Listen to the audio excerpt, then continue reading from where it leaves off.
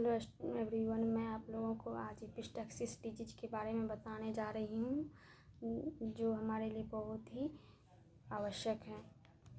जैसे कि हम जानना चाहते हैं कि एपिस्टैक्सिस क्या होता है और इसके कॉजेटिव एजेंट क्या होता है, इसका इंक्यूबेशन पीरियड क्या होता है, इसका साइन सिम्टम क्या होता है, इसके बारे में आप लोगों को बताने जा रही हूँ। एपिस्टैक्सिस होता है जैसे नाक से ब्लीडिंग आना ही एपिस्टैक्सिस कहलाता है और इसका कॉजेटिव एजेंट होता है। इसका पॉजिटिव एजेंट होता है जैसे RTA, रोड ट्रैफिक एक्सीडेंट, उसके वजह से भी नाक से ब्लीडिंग आता है। और नाक के म्यूकस मेम्ब्रेन का ड्राई हो जाना, उससे भी होता है ब्लीडिंग आता है। और ट्रॉमा से भी होता है ब्लीडिंग आता है।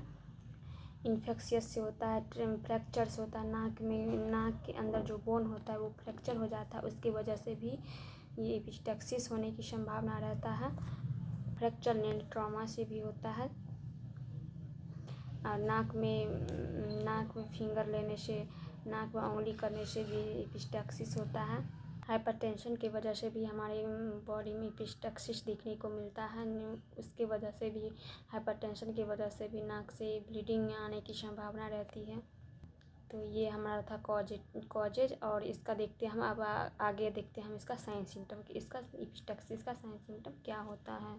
डिस्पैनिया होगा। फर्स्ट डिस्पैनिया, डिफ़िकल्टी इन ब्रीथिंग, सांस लेने में प्रॉब्लम होगा, उसी को मेडिकल टर्म में कहते हैं डिस्पैनिया। उसके बाद हेडेक आएगा, नोजिया आएगा, वॉमिटिंग आएगा,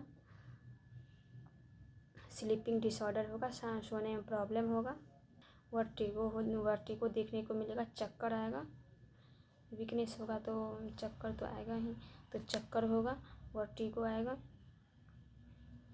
वर्टिगो को ही हम चक्कर के रूप में जानते हैं। वर्टिगो हुआ ही।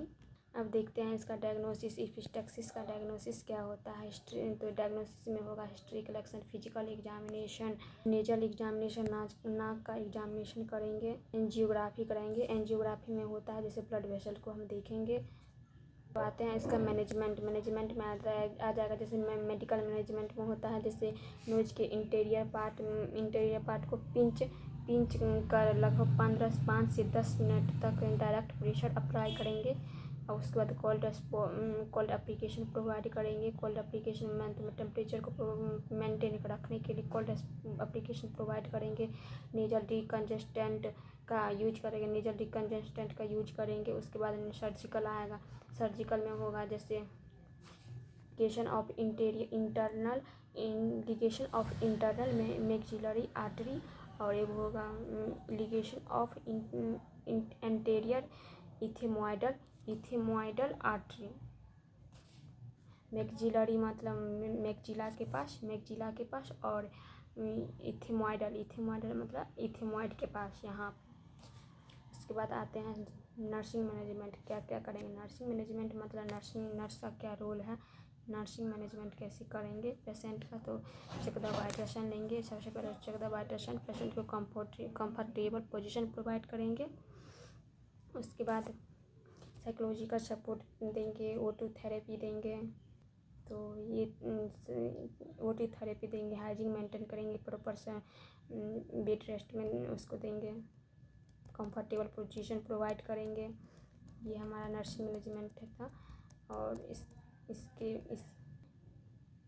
अब हमारा एपिस्टैक्सिस ख़त्म हुआ। इसमें जो भी डाउट हो प्लीज़ अपना कमेंट बॉक्स में कमेंट करके अपना क्लियर कर सकते हैं। धन्यवाद।